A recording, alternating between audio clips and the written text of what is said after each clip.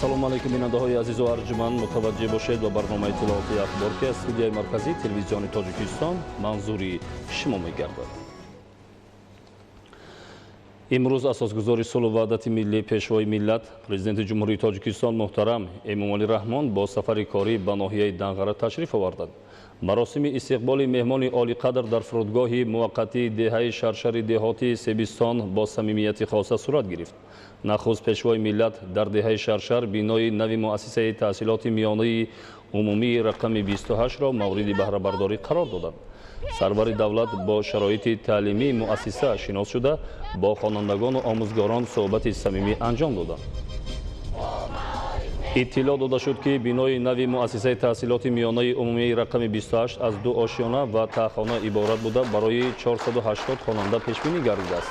барои таълиму тарбия шароити муосир фароҳам буда тамоми синфхонаҳо бо аёнияти таълимӣ аз қабили тахтаҳои электронӣ, компютер ва дастгоҳҳои лабораторӣ таъмин мебошанд. бинои нави муассиса дорои 17 синфхона буда аз ин шумора 5 адади онро синфхонаи фаннӣ ташкил медиҳанд.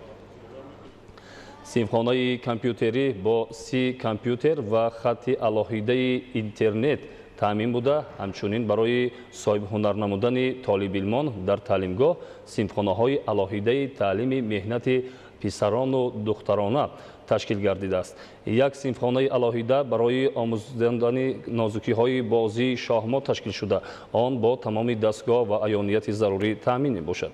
бинои тозабунёди муассисаи таълимӣ ҳамзамон бо толори маҷлис бо 210 ҷойи нишаст, толори варзишӣ бо 200 ҷой ва ошхона бо 50 ҷойи нишаст таъмин мебошад. китобхона ба адабиёти тозанашр дастрасӣ дошта толори хониш имконият дорад дар як вақт ба 30 нафар хизмат расонад.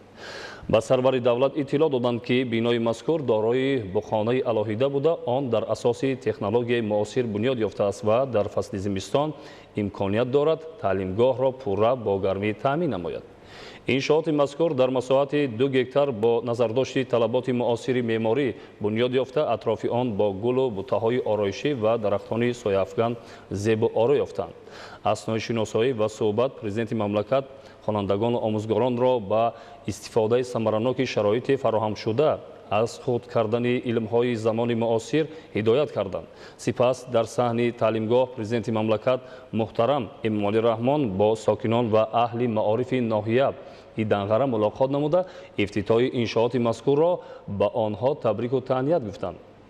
сарвари давлат нишондиҳандаҳои чанд соли охирро дар тамоми бахшҳои ноҳия таҳлилу баррасӣ намуда рушду нумӯи ҳамаҷонибаи ин гӯшаи Тоҷикистонро натиҷаи ғамхориҳои пайваста ва тадбирандешиҳои саривақтии ҳукумати ҷумҳурии Тоҷикистон маҳдидот карданд.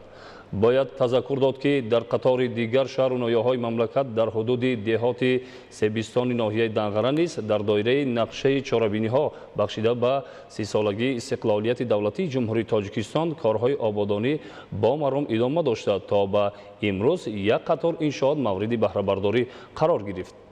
аз ҷумла бо саҳми бародарон Зубайдовҳо роҳи дохилии деҳаи шаршар ба масофаи 4 километр навсозӣ гардида мутобиқ ба талабот мавриди баҳрабардорӣ қарор дода шудааст. тибқи иттилои масъулин корҳои сохтмонӣ бо назардошти талаботи муосири сохтмонӣ бунёд ёфта ҷӯйборҳои ду тарафи роҳ қубурҳои обгузар пурра аз нав гардиданд. ҳамчунин дар доираи дастуру супоришҳои пешвои миллат аз ҷониби бародарон Зубайдовҳо дар деҳаи мазкур бунгоҳи тиббӣ бунёд гардид ки ин иқдом дастрасии аҳолиро ба хизматрасонии кӯмаки аввалини тиббӣ беҳтар намуд. тибқи иттилои масъулин то таҷлили 30-солагии истиқлолияти давлатии ҷумҳурии Тоҷикистон дар ҳудуди деҳоти Себистон боз чандин иншооти таъиноти гуногун мавриди баҳрабардорӣ қарор хоҳад гирифт.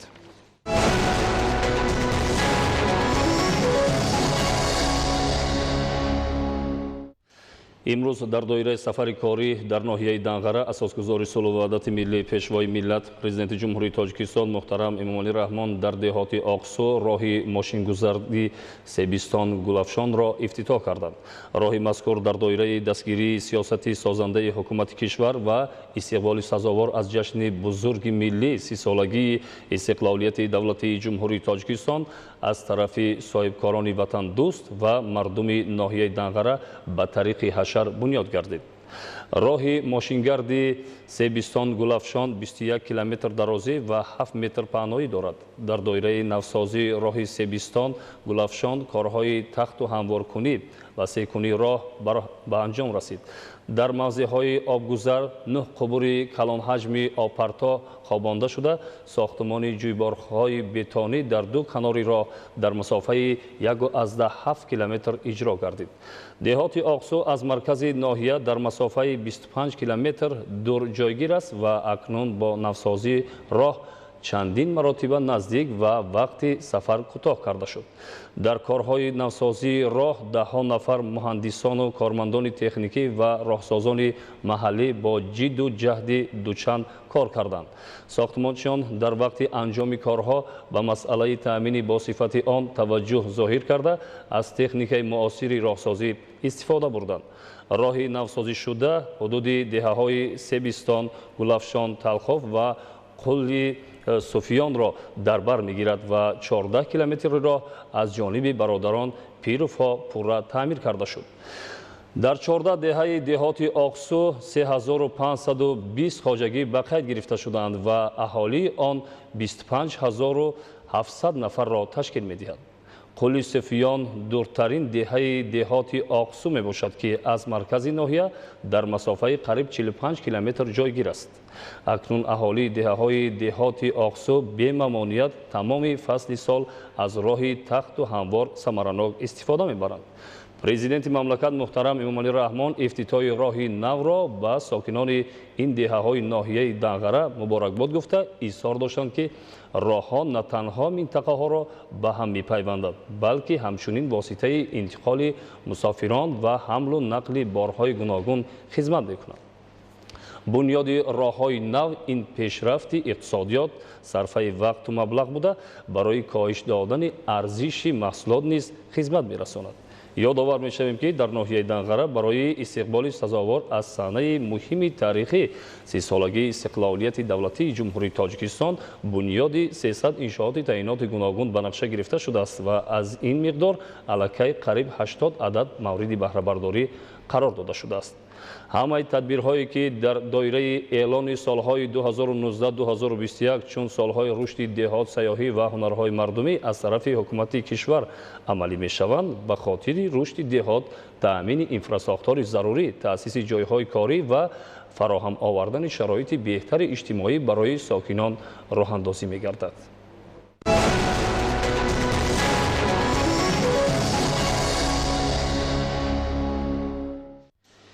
имрӯз асосгузори сулҳу ваҳдати миллӣ, пешвои миллат, президенти ҷумҳурии Тоҷикистон муҳтарам Эмомалӣ Раҳмон дар доираи сафари корӣ ба ноҳияи Данғараи вилояти Хатлон беморхонаи марказӣ байниноҳиявиро дар деҳаи Талхобӣ, деҳоти Оқсу ифтитоҳ намуданд.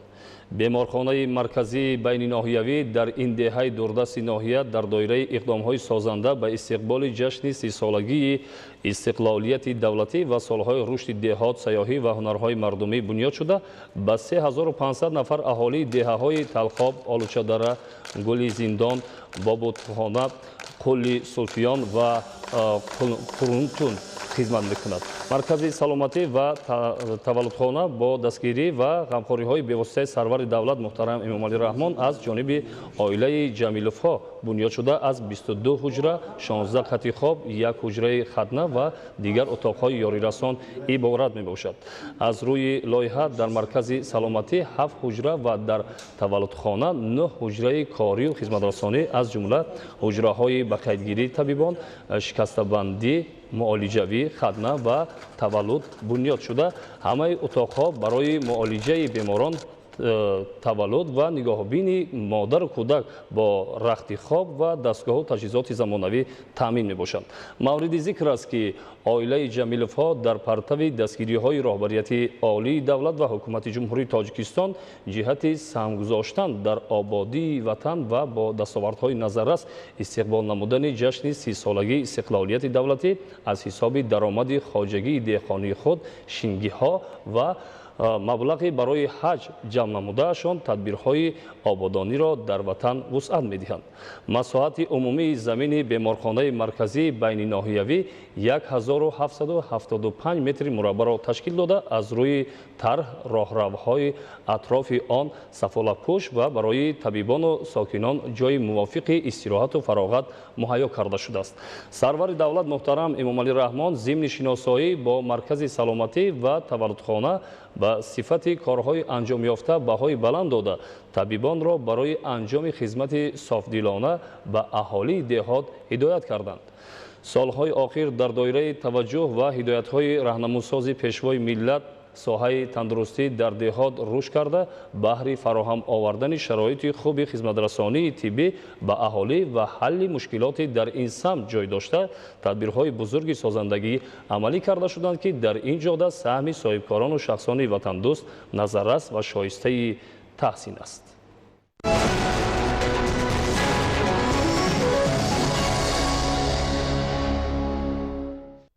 асосгузори сулҳу ваҳдати миллӣ пешвои миллат президенти ҷумҳурии Тоҷикистон муҳтарам Эмомалӣ Раҳмон дар деҳаи Қули Суфиёни деҳоти Оқсум муассисаи таҳсилоти миёнаи умумии рақами 33-ро мавриди баҳрабардорӣ қарор доданд. муассисаи таълимӣ дар доираи омодагиҳо ба истиқболи ҷашни 30-солагии истиқлолияти давлатӣ ва тадбирҳои вобаста ба солҳои 2019-2021 солҳои рушди деҳот, сайёҳӣ ва ҳунарҳои мардумӣ аз ҷониби соҳибкорон ва шахсони саховатпеша сохта шудааст. сохтмони иншоот моҳи сентябри соли 2018 оғоз гардида, имрӯз дар вазъияти тантанавӣ аз ҷониби асосгузори сулҳу ваҳдати миллӣ пешвои миллат президенти ҷумҳурии Тоҷикистон муҳтарам Эмомалӣ Раҳмон ба истифода супорида шуд. масоҳати умумии замини муассисаи таҳсилоти миёнаи умумии рақами 33 1,8 гектарро ташкил дода дар маркази деҳа бунёд карда шудааст. муассисаи таълимӣ дуошиёна буда барои дар ду баст ба таъсир фаро гирифтани 480 нафар хонанда пешбинӣ шудааст.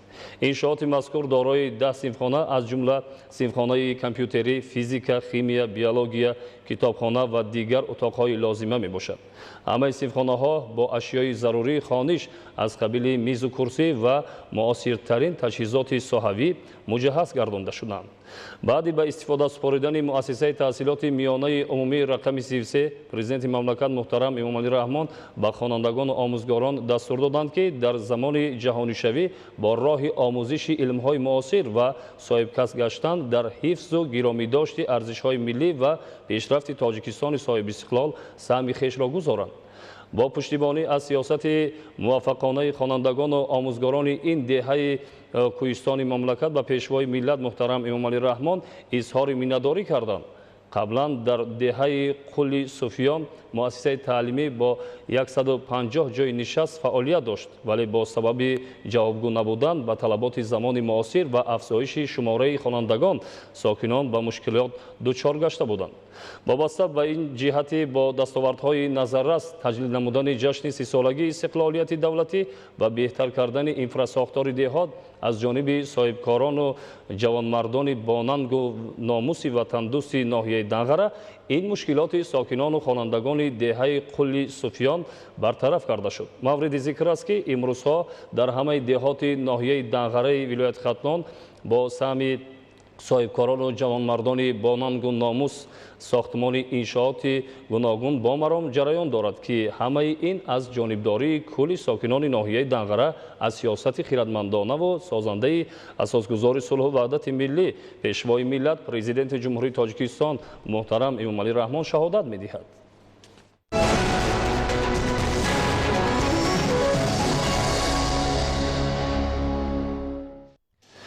имрӯз асосгузори сулҳу ваҳдати миллӣ пешвои миллат президенти ҷумҳурии Тоҷикистон муҳтарам Эмомалӣ Раҳмон дар доираи сафари корӣ ба ноҳияи Данғара ҳамчунин бинои асосии муассисаи таҳсилоти миёнаи умумии рақами 51 деҳаи Талхобии деҳоти Оқсуро дар вазъияти тантанавӣ мавриди истифода қарор доданд. бинои асосии муассисаи таҳсилоти миёнаи умумии рақами 51 аз ду ошиёна иборат буда, дорои 11 синфхона аз ҷумла синфхонаҳои компютерӣ мебошад ва барои 528 нафар хонанда дар ду баст мутобиқ ба меъёрҳои байналмилалӣ бунёд карда шудааст. ضمن بازدید پیشوای ملت محترم امامعلی رحمان از سیمخانه‌های این بینای نوی تعلیمی اطلاع داده شد که کارهای ساختمانی در انشاءات در دایره آمادگی‌ها به استقبال 30 سالگی استقلالیت دولتی جمهوری تاجیکستان سال 2018 آغاز گردیده بود و اینک قبل از مهلت انشاءات مورد استفاده قرار داده شد. ساختمان مکتبی نو در دهه تلخابی ناحیه دنغره با دستور و سپارش‌های بواسطه سرور معارف پرور مملکت در سمت رشد دهات دوردست ساخته شده است و در جریان کارهای بنیادی 50 نفر ساکنان محلی با جای کار و معاش خوب تامین بودند. президенти мамлакат муҳтарам эмомалӣ раҳмон зимни шиносоӣ бо шароити нави таълимӣ дар бинои муосири муассисаи таҳсилоти миёнаи умумии рақами 51 деҳаи талхоб ба корҳои сохтмонӣ баҳои баланд дода масъулинро ҷиҳати истифодаи пурсамар аз ин имконот барои боз ҳам баландбардоштани сифати таълиму тарбияи насли ояндасози миллат ҳидоят намуданд. иттилоъ дода шуд ки бинои нави ин даргоҳи илму маърифат дар заминаи иморати қаблии муассисаи таҳсилоти миёнаи умумии рақами 51 ки соли 1987 барои 90 нафар хонанда аз ҷониби аҳолии ин деҳа бо тариқи ҳашар бунёд шуда буд сохта шудааст. бунёд ва мавриди истифода қарор гирифтани бинои асосии мактаби нав барои аҳолии 840 нафараи деҳаи талхобии ноҳияи данғара дар доираи омодагиҳо ба истиқболи бошукӯҳ аз 30 солагии истиқлолияти давлатии ҷумҳурии тоҷикистон тӯҳфаи арзишманд дониста мешавад. феълан корҳои сохтмонӣ дар бинои дуюми муассисаи таҳсилоти миёнаи умумии рақами 51 ки толори маҷлис барои 100 нафар, толори варзишӣ барои 128 ҷои нишаст ва ошхона барои 28 нафарро дар бар мегирад, идома дорад. зимни муаррифии лоиҳаи бинои дуюми муассисаи таълимӣ иттилоъ дода шуд ки аслан татбиқи барномаи бунёди ин иншоот 2 солро дар бар мегирад, вале муҳандисону сохтмончиён дар асоси дастурҳои пешвои миллат муҳтарам эмомалӣ раҳмон талош намуданд то бинои асосии онро пеш аз муҳлат мавриди баҳрабардорӣ қарор диҳанд.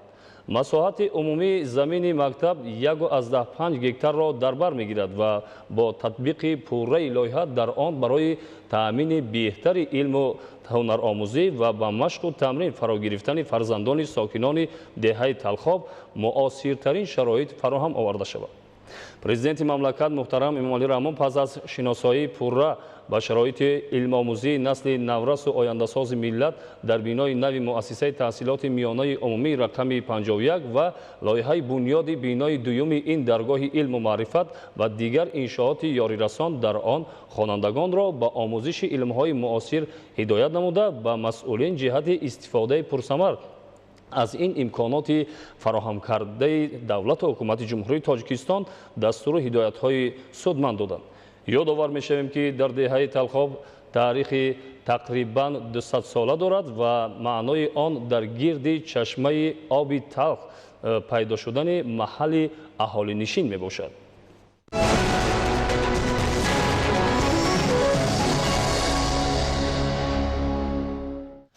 ҷумҳурии тоҷикистон бо ҷумҳурии қазоқистон аз нахустин солҳои соҳибистиқлолӣ муносибатҳои мутақобилан судманд дошта имрӯз ҳарду давлат аъзои фаъоли ташкилоту созмонҳои минтақавию байналмилалӣ мебошанд. дар доираи ҳамин ҳамкориҳои дуҷонибаи байнидавлатӣ рӯзҳои 11-12 июл сарвазири ҷумҳурии қазоқистон Аскар Мамин ба ҷумҳурии тоҷикистон ташриф оварданд. хотир расон мешавем ки дар доираи сафари расмии сарвазири ҷумҳурии қазоқистон ба ҷумҳурии тоҷикистон 7 санади нави ҳамкорӣ ба имзо расид. гузориши хабарнигорони мо. 11 июл сарвазири ҷумҳурии қазоқистон Аскар Мамин бо сафари расмӣ ба ҷумҳурии тоҷикистон ташриф овард. дар фурудгоҳи байналмилалии душанбе меҳмони олиқадрро сарвазири ҷумҳурии тоҷикистон Қоҳир Расулзода ва дигар шахсони расмӣ истиқбол гирифтанд. маросими истиқболи расмии сарвазири ҷумҳурии қазоқистон Аскар Мамин дар фурудгоҳи байналмилалии душанбе баргузор гардид. ба ифтихори сафари расмии сарвазири ҷумҳурии қазоқистон ба ҷумҳурии тоҷикистон қаровули фахрӣ саф ороста сурудҳои миллии ду давлат садо доданд. Muhtaram Sarvaziri Cumhuriyet Kazakistan, batalyon Karavuli Fahri, ve münasebeti teşrif resmi şuma, ve Sarvaziri Cumhuriyet Kazakistan, saf doğrultuda, Kamandiri Batalyon Fahri, Hatmatori Okizoda.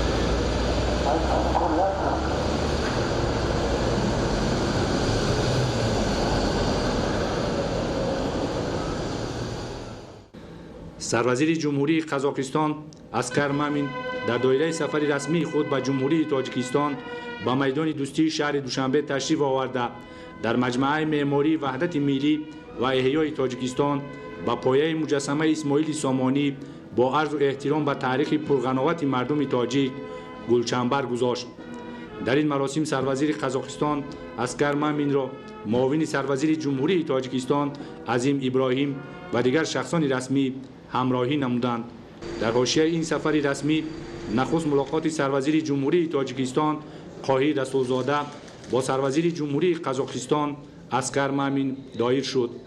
جانبها ضمن ملاقات مجموعه مسائل وابسته به همکاری‌های بین حکومتی تاجیکستان و قزاقستان را در ساحه‌های مورد توجه بررسی نمودند. دایر به مجموعه مسائل همکاری در ساحه‌های انرژتیک، صنعت، کشاورزی و راه و نقلیات تبادل افکار سودمند انجام داده شد. در ملاقات و مذاکرات هیئت‌های رسمی حکومت جمهوری تاجیکستان و حکومت جمهوری قزاقستان وضع و دورنمای همکاری‌های بین حکومتی تاجیکستان و قزاقستان در ساحه‌های مورد توجه بررسی گردید. اظهار باوری کرده شد که سفر نخستین سروزیر جمهوری قزاقستان به جمهوری تاجیکستان و چاره‌بینی‌های وابسته به آن به رشد و توسعه مناسبت‌های دوجانبه بین حکومتی تکانی جدی می‌بخشند. در رابطه با همکاری‌های تجارتی و اقتصادی راه‌های افزون نمودن حجم گردش مال و محصولات بین تاجیکستان و قزاقستان تاکید گردید که نوابسته از افزایش نشاندهنده‌های سودای خارجی بین دولتی هنوز هم امکانات و ذخیره‌های موجوده ثمراناک استفاده نمی‌گردند و نقش کمیسیون بین حکومتی جمهوری تاجیکستان و جمهوری قزاقستان عاید به همکاری‌های اقتصادی باید در این سمت فعال گردانده شود. جانبها دایر به اجرای نقشه مشترک همکاری عاید به افزون نمودن حجم گردش مال و محصولات بین تاجیکستان و قزاقستان در سالهای 2019 2021 و مسائل وابسته به رشد و توسعه همکاری‌های بین حکومتی تاجیکستان و قزاقستان در دایره کار کمیسیون بین حکومتی جمهوری تاجیکستان و جمهوری قزاقستان عاید به همکاری‌های اقتصادی و شورای کاری تاجیکستان و قزاقستان تبادل افکار نمودند. تاکید کرده شد که در هر دو دولت برای رشد و توسعه همکاری‌ها در ساحه‌های صنعت، آب و انرژتیک، استخراج و کارکرد معدن‌های کوهی، کمپلکس اگروصنعتی، انرژتیکی و سوزشواری، نقلیات و کمونیکاسیون و فرهنگ و معارف امکانیت و ذخیره‌های فراوان موجودند که استفاده ثمراناک آنها در شرایط امروز به منفعت دو جانب خواهد بود. هر دو جانب از سطح و صفت همکاری‌ها در کمپلکس سوزشواری و انرژتیکی اظهار قناعتمندی نموده با آمادگی و هوسمندی خود را برای رشد و توسعه بیشتری همکاری‌های بین حکومتی در این بخش تاکید داشتند. جلب سرمایه مستقیم قزاقستان به اقتصادیات تاجیکستان، تحکیم روابط مستقیم دایره صاحبکاری و تجارتی دو دولت، احیای فعالیت فاند سرمایه مستقیم تاجیکستان و قزاقستان، تأسیس مرکزهای تقسیمات یکلخت برای کارکرد، نگاهداری و انتقال محصولات کشاورزی تاجیکستان با نظرداشت صادرات و بازارهای قزاقستان، بنیاد کارخانه‌های مشترک کارکرد غله و صادرات محصولات آن به خارج مملکت در زمینه کارخانه‌های استحصال آرد در تاجیکستان از سمت‌های افضلیت‌ناک و آینده‌دار همکاری‌های بین حکومتی تاجیکستان و قزاقستان ارزیابی گردید. در انجام ملاقات و مذاکرات بین حکومتی تاجیکستان و قزاقستان 7 سند نوی همکاری به امضا رسید که از جمله آنها سازشنامه همکاری بین جمعیت سهامی اگرومشخالدینگ قزاقستان، کارخانه دولتی جمهوری تاجیک اگرالیزینگ و جمعیت سهامی شرکت سوغورتوی و صادراتی قزاق اکسپورت و سازشنامه همکاری بین بانک اروپایی رشد، کارخانه واحد دولتی رای آهن تاجیکستان و جمعیت سهامی شرکت سوغورتوی و صادراتی قزاق اکسپورت می باشد. سندهای دیگر امضا شده همکاری‌های بین شرکت‌های تجارتی تاجیکستان و قزاقستان را در بخش تأمینات افت-ماشین‌های استحصال قزاقستان، محصولات کنسرو و تجارت محصولات خواجگی قشلاق در بر می‌گرفت. عاید به نتیجه‌های سفر رسمی سروزیر جمهوری قزاقستان به جمهوری تاجیکستان، رهبران هیئت‌های رسمی تاجیکستان و قزاقستان قاهی رسولزاده و اسکر مامین نشست مطبوعاتی برگزار نمودند. Уважаемые представители средств массовой информации, дамы и господа, сегодня состоялись важные встречи, которые мы оцениваем как весьма положительные и результативные. В рамках официального визита премьер-министра Республики Казахстан, уважаемого Аскара Узакбаевича, мы рассмотрели процесс реализации договоренностей, достигнутый в ходе официального визита президента Республики Таджикистан, уважаемого Эмомали Рахмона, в Республику Казахстан в марте прошлого года. Стоит отметить, что мы придерживаемся заданного курса стратегического партнерства и в дальнейшем продолжим сотрудничество во благо народов двух государств. По объему товарооборота Казахстан находится в числе ведущих торговых партнеров Таджикистана, и ежегодный товарооборот составляет почти $900 миллионов. На встрече нам и были уделено внимание вопросам наращивания объемов взаимной торговли, изучения экспортного потенциала каждой страны и расширения товарной номенклатуры. Немаловажное значение имеет работа межправительственной комиссии по экономическому сотрудничеству, и в этом ключе считаем весьма перспективной реализацию подписанной в ходе межправительственной комиссии дорожной карты по увеличению товарооборота между Таджикистаном и Казахстаном на 2019 и 2022 годы, и мы наметили, что в 2022 году товарооборот будет в пределах $2 миллиардов. Была отмечена важность создания благоприятных условий нашим деловым кругам и обсуждения практических вопросов дальнейшего расширения и углубления контактов бизнес-сообщества. В ходе предстоящих встреч нашими главами государств была поставлена задача по наращиванию экспорта таджикской сельхозпродукции в Казахстан. В этом контексте мы с нашими казахстанскими партнерами обсудили дальнейшие шаги по созданию оптово-распределительных центров в регионах Таджикистана с участием казахстанских инвестиций для переработки, хранения и транспортировки сельхозпродукции с последующим экспортом на рынке Республики Казахстан. Одним из вопросов наших переговоров затрагивал возможности создания в Таджикистане совместных предприятий по переработке продовольственной пшеницы с целью дальнейшей реализации готовой продукции на внутренних рынках и ее экспорта за рубеж. Хотел бы выразить благодарность казахстанской стороне за поддержку в поставках мазута, который используется в социальных целях для обеспечения населения теплом в зимний период, а также преференции для грузоперевозок с использованием всех транспортных артерий Казахстана.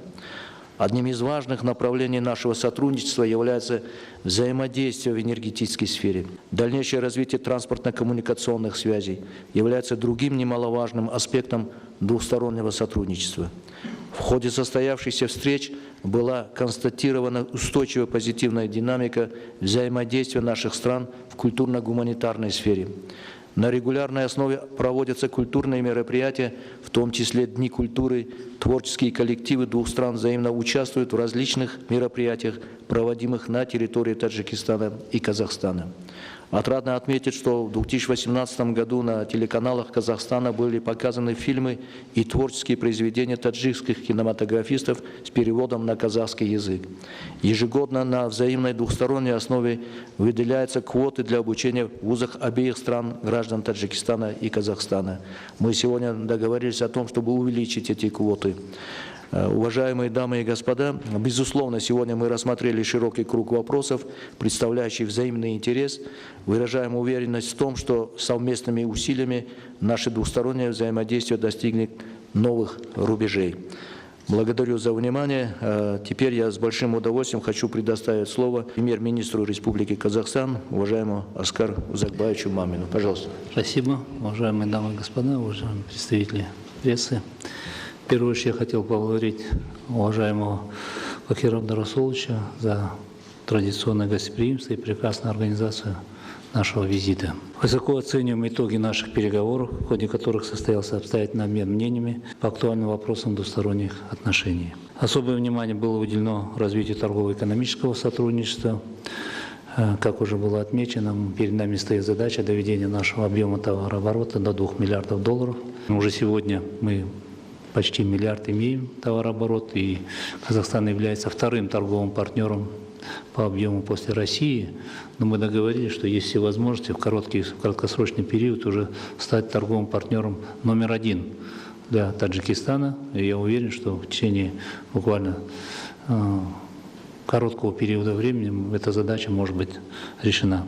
Особое внимание мы уделили развитию инвестиционного сотрудничества. Как уже было отмечено уважаемым Кахиром Абдурасуловичем, мы отметили ряд инвестиционных проектов, по которым Казахстан готов инвестировать в Таджикистан в различные сферы экономики. Те, которые уже были названы, это и вопросы, связанные с развитием торгово-логистических центров, холодильников на территории Таджикистана, с тем, чтобы иметь возможность длительно хранить и уже потом осуществлять, значит, экспортные поставки на рынок Казахстана и на рынки третьих стран. Другие вопросы и сферы, которые являются перспективными, это промышленная кооперация. Были предложены несколько инвестиционных проектов в этой сфере. Мы уверены, что при поддержке правительства Таджикистана эти вопросы найдут свое развитие. Отдельно мы рассматривали инвестиционные проекты в сфере агропромышленного комплекса, в частности, создание совместных производств по переработке зерна. Вы знаете, что Казахстан является поставщиком зерна и муки на рынок Таджикистана. И совместная переработка и создание совместных активов с тем, чтобы уже выходить с готовой продукцией на рынки третьих стран, это тоже является одним из важных направлений нашего совместного сотрудничества. Мы благодарны правительству Таджикистана, руководству Таджикистана за поддержку Казахстана на водно-энергетических вопросах и уверены, что эти отношения в этой сфере также будут развиваться так же конструктивно, как и в предыдущие годы.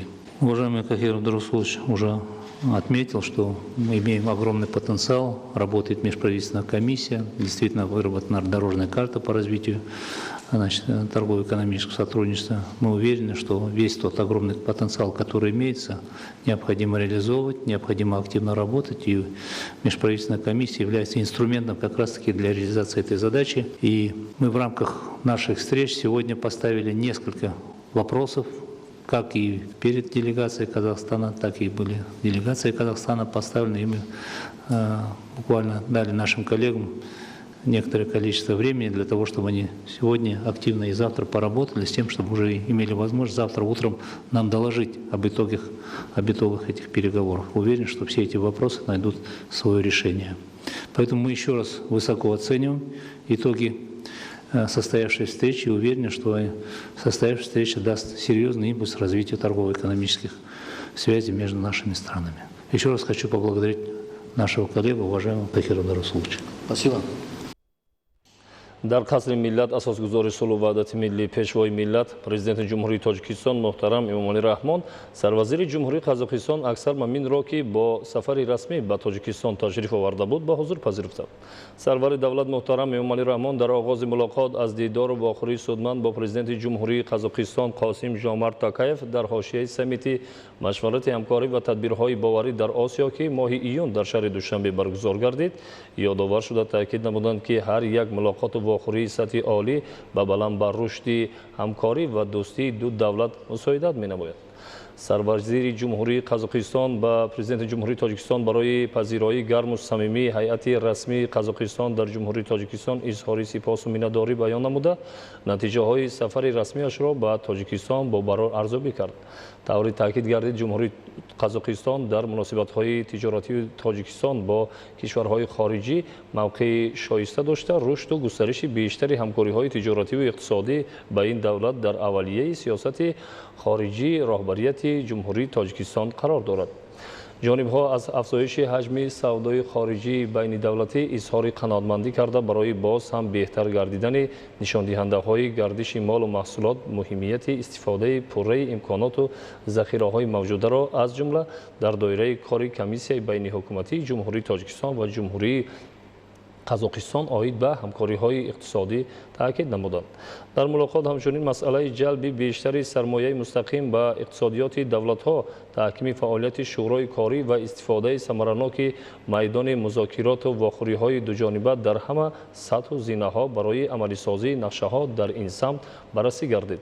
сарвари давлат муҳтарам эмомалӣ раҳмон изҳор доштанд ки тоҷикистон омода аст ба сармоягузорони ҷониби қазоқистон як қатор лоиҳаҳои ояндадор сармаядорро аз ҷумла дар соҳаҳои агросаноатӣ, энергетика, саноати сабук, коркарду истихроҷи маъдан ва нақлиёту коммуникатсия пешниҳод намояд. Доир ба рушду тавсеяи ҳамкориҳо дар соҳаҳои обу энергетика, комплекси сӯзишворию энергетикӣ, истифодаи имтиёзноки роҳҳои оҳану мошингузар ва баҳрии Қазоқистон барои баромадан ба кишварҳои сеюм ва интиқоли молу маҳсулот ва таъсиси корхонаҳои муштараки истеҳсоли орд ва маҳсулоти нонӣ фикру мулозаҳои судманд баён карданд. ҳарду ҷониб барои рушди бештари ҳамкориҳои байнидавлатӣ дар ҳама соҳаҳои афзалиятнок ҳавасмандии зиёд зоҳир намуданд. Дар мулоқот ҳамзамон дигар мавзӯъҳои вобаста ба ҳамкориҳои дуҷонибаи ва бисёрҷонибаи Тоҷикистону Қазоқистон ва ҳамкориҳои минтақавию байналмилалӣ мавриди баррасӣ қарор дода шуд. сафари расмии сарвазири ҷумҳурии Қазоқистон Аксар Мамин ба ҷумҳурии Тоҷикистон анҷом ёфт. Субҳи имрӯз дар фурудгоҳи байналмилалии Душанбе меҳмони олиқадро муовини аввали сарвазири ҷумҳурии Тоҷикистон Давлаталӣ Саид ва дигар шахсони расмӣ гусел намуданд.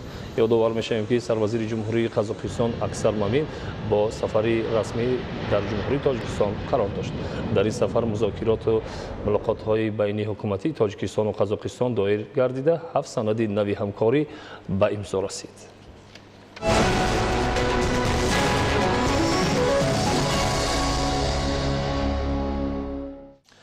11 июл бо иштироки асосгузори сулҳу ваҳдати миллии пешвои миллат президенти ҷумҳурии Тоҷикистон муҳтарам Эмомалӣ Раҳмон ва раиси шаҳри Душанбе муҳтарам Рустами Эмомалӣ дар қасри миллат муаррифии лоиҳаи бунёди 9 меҳмонхонаи нав дар шаҳри Душанбе баргузор гардид. ҳамаи меҳмонхонаҳое ки лоиҳаи онро ба пешвои миллат муҳтарам Эмомалӣ Раҳмон муаррифӣ гардид бо дар назардошти талаботи байналмилалии соҳа бо дараҷаи 3, 4 ва 5 ситорадор сохта мешавад. гузориши хабарнигорони мо. 11 июл дар қасри миллат бо иштироки асосгузори сулҳу ваҳдати миллӣ пешвои миллат президенти ҷумҳурии Тоҷикистон муҳтарам Эмомалӣ Раҳмон ва раиси шаҳри Душанбе муҳтарам Рустами Эмомалӣ маросими муаррифии лоиҳаи бунёди 9 меҳмонхонаи нав дар шаҳри Душанбе баргузор гардид. зимни муаррифии тарҳи иншооти бунёдшаванда ба сарвари давлат муҳтарам Эмомалӣ Раҳмон иттилоъ дода шуд, ки дар давоми 2 сол сохтмони 9 меҳмонхонаи замонавӣ бо 630 ҳуҷра барои қабули беш аз 1000 нафар дар як вақт пешбинӣ шудааст. як гурӯҳ соҳибкорони бонангу номуси кишвар иқдом гирифтанд, ки ба хотири истиқболи сазовори ҷашни бузурги миллӣ 30-солагии истиқлолияти давлатии ҷумҳурии Тоҷикистон дар доираи солҳои 2019-2021 солҳои рушди деҳот, сайёҳӣ ва ҳунарҳои мардумӣ ва ба хотири мусоидат кардан ба рушду пешрафти шаҳри Душанбе меҳмонхонаҳои муосири ҳозиразамонро бо сифати баланд ва тарҳи миллӣ дар пойтахти ҷумҳурӣ бунёд намоянд. ҳамаи меҳмонхонаҳое ки лоиҳаи онҳо ба пешвои миллат муҳтарам Эмомалӣ Раҳмон муаррифӣ гардид бо дар назардошти талаботи байналмилалии соҳа бо дараҷаи 3, 4 ва 5 ситорадор сохта мешаванд. меҳмонхонаҳои бунёдшаванда баландошона буда аз ҳуҷраҳои стандарт, люкс, ним люкс ва апартамент иборат мебошанд ва бо инфрасохтори зарурӣ аз қабили марказҳои савдову хизматрасонӣ, тарабхона, ҳавзи шиноварӣ, маҷлисгоҳ, марказҳои варзишиву дилхушӣ, тиббӣ, ҳамом, толори синамо ва таваққуфгоҳҳои зеризаминӣ муҷаҳҳаз мебошанд.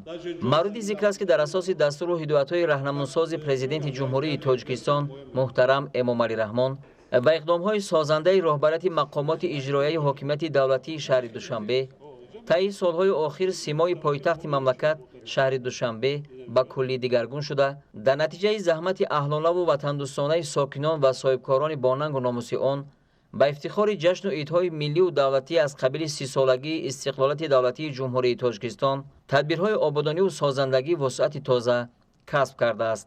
мувофиқи иттилои мақомоти иҷроияи ҳокимияти давлатии шаҳри Душанбе, то таҷлили ин ҷашни таърихӣ дар шаҳри Душанбе зиёда аз 3500 иншооти таъиноти гуногун сохта ба истифода дода мешавад.